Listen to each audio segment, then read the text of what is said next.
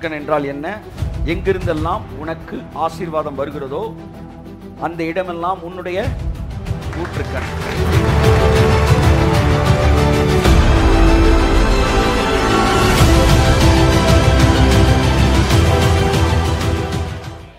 ரட்சிக்கப்பட்ட மனிதன் தேவனை நெருங்க நெருங்க மனிதனை விட்டு தூரமாவதாக போய்கொண்டிருக்கிறான். இங்கே தவறு நடக்கிறது. ஆனால் உண்மையில் ரட்சிக்கப்பட்ட மனிதன் தேவனிடம் நெருங்க நெருங்க அவன் நேசிக்கிற வட்டம் இருக்கு பார்த்தீங்களா, அது பெருசாகிட்டே போகும். ஆமென் சொல்லுவோம். இப்போ இந்த வசனத்தை வாசிப்போம். நீதிமொழியில் 5:16, 17, 18 வாசிங்க. உன் ஊற்றுகள் வெளியிலும் உன் வாய்க்கால்கள் வீதிகளிலும் பாய்வதாக. ஆமென் சொல்லுங்க. சர்ச்சில் இருந்து ஊற்று புறப்பட்டு, எல்லாம் சொல்லுங்க, ஆசீர்வாத ஊற்று புறப்பட்டு எங்க பாயணும்? சர்ச்சுக்குள்ளேயே பாஞ்சுக்கிட்டு இருக்க கூடாது. இப்போ என்ன சொல்ல வரேன்னா பாருங்க, நம்ம ஒரு ஊற்று இங்க இருக்குன்னா இந்த ஊற்று வெளியில பாயணுமா? ஆமென் சொல்லுங்க. இது ஒரு சின்ன விஷயம். இந்த மாதிரி ஊற்று வெளியில் பாயட்டும். அடுத்த வாசிங்க.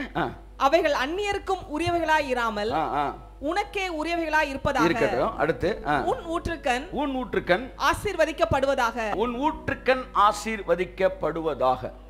ஆமென் சொல்லுவோம். ஊற்றுக்கண் என்றால் என்ன? எங்கிருந்தெல்லாம் உனக்கு ஆசீர்வாதம் வருகிறதோ அந்த இடமெல்லாம் உன்னுடைய ஊற்றுக்கண். நான் ஏற்கனவே சொன்னது மாதிரி 10 சப்போர்ட்டர் என்ன சுத்தி இருக்கிறாங்க. இந்த 10 பேரும் என்னுடைய ஊற்றுக்கண். காலையில் எந்திரிச்சு நான் என்ன சொல்லணும்? என் ஊற்றுக்கண்கள் எல்லாம் ஆசீர்வதிக்கப்படுவதாக. அப்படின்னா என்ன அர்த்தம்? யாரெல்லாம் இந்த ஊழியத்தின் ஆசீர்வாதத்துக்கு காரணமாக இருக்கிறாங்களோ அவங்க எல்லாரும் என்னுடைய ஊற்றுக்கண்கள். நான் சொல்லுவேன், என்னுடைய ஊற்றுக்கண்கள் ஆசீர்வதிக்கப்படுவதாக. ஆமென். நான் ஒரு கம்பெனியில் வேலை பார்க்குறேன். எங்கள் எம்டி எனக்கு சம்பளம் கொடுக்குறாரு. அவர் ஒரு ஊற்றுக்கண். ஆமென் சொல்லுங்க. நான் நல்ல தலைவனுக்கு கீழாக இருக்கிறேன். அந்த தலைவனுடைய வாழ்க்கையில நன்மைகளை கொடுக்கிறவராக இருக்கிறார். அவர் ஒரு ஊற்றுக்கண். பிசாசு உன்னை தரித்திரப்படுத்துவதற்கு உன் மீது கை வைக்க மாட்டான். உன் ஊற்றுக்கண்ணின் மீது கை வைப்பான். கை வைக்க முயற்சி எடுப்பான். அதுதான் நீ பேச வரேன். உன்னை காலி பண்ண வேண்டிய அவசியமே இல்லை. அதான் சொன்ன, தமிழ்நாட்டில் இருக்கிற தண்ணி வர எல்லா பகுதியும் அடைச்சிட்டா ஒரே மாசத்துல அல்லது 6 மாசத்துல தமிழ்நாடு என்னவா மாறிடும்? வனாந்திரமாக மாறும்.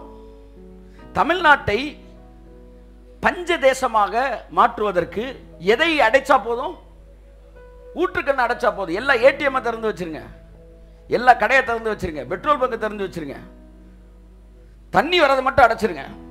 மதுரைக்குள்ள 4 நாள் தண்ணி விடாதீங்க. மதுரை என்ன ஆயிரும் சொல்லுங்க சார். அப்போ ஒரு நாட்டை வளமாக்குவதற்கும் ஒரு நாட்டை தரித்திரமாக்குவதற்கும் எங்க தான் அடைக்கணும்? ஊற்றுக்கண்ணை அடைத்தால் போதுமானது. அந்த நாடு தரித்திர நாடாய் மாறிடும். உங்க ஆசீர்வாதத்தை குறைக்கிறதுக்கு பிசாசு எங்க தான் கை வைக்க முயற்சி எடுப்பான்? ஊற்றுக்கண். இதுக்கு ஒரு எடுத்துக்காட்டு பார்ப்போம். ஆதியாம் 26:13. ஊற்றுக்கண் ரொம்ப முக்கியமானது உங்க வாழ்க்கையில. தயவுசெய்து இந்த ஊற்றுக்கண்ணை நீங்க அசட்டை செய்யாதிருங்கள். ஊற்றுக்கண்ணை புரிந்து கொள்ளுங்கள். அவர்கள் ஆசீர்வதிக்கப்படட்டும். ஆதியாம் 26:13. அவன் ஐஸ்வர்யவானாகி வர வர விருத்தி அடைந்து மகா பெரியவனானா, பெரிய பணக்காரனானா. ப்ராஸ்பரிட்டி பேசிட்டு இருக்கிறோம்.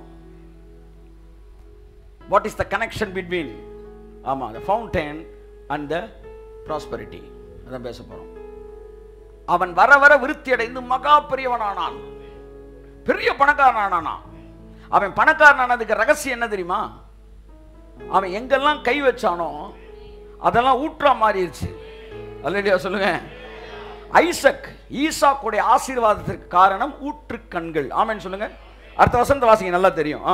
அவனுக்கு ஆட்டு மந்தையும் மாட்டு மந்தையும் அநேக பணிவிடைக்காரரும் இருந்தபடியினாலே பெலிஸ்தியர் அவன் பேரில் பொறாமை கொண்டு. இவனுக்கு எப்படி இவ்வளவு பணம் வருது அப்படின்னா அவனுக்கு பேர் பெலிஸ்தியர் பொறாமை கொண்டார்களாம்.